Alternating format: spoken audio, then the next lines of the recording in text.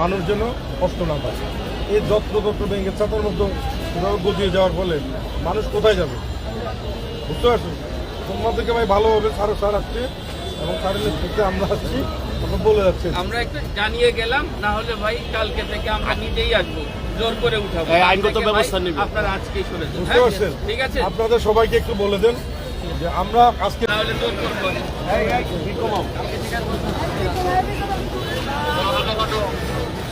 কালকে থেকে এখানে দোকান রাখবো না, ঠিক আছে ভাই? এটা টাকার দোকান করার জায়গা এটা, হ্যাঁ? এটা তো পার্ক ভাই, আমার তো ব্যবসা জায়গা।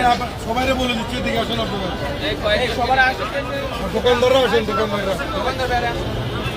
দেখেন এখানে আমাদের সাংবাদিক ভাইয়েরা আছে, আসেন আসেন আসেন, এনে ভয় কিছু নাই, দিয়ে আসো। আপনারা আসেন, আমি কথা বলবো, কথা বলবো, আসেন।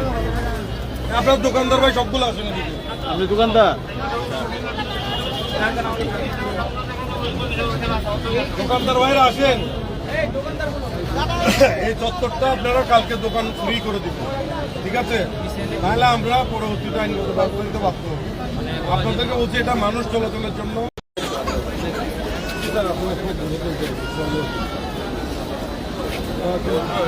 এখানে তো মানুষ বসে।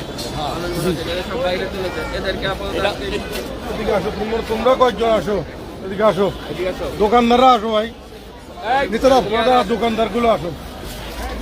এইটা কি আসলে দোকান করার জায়গা?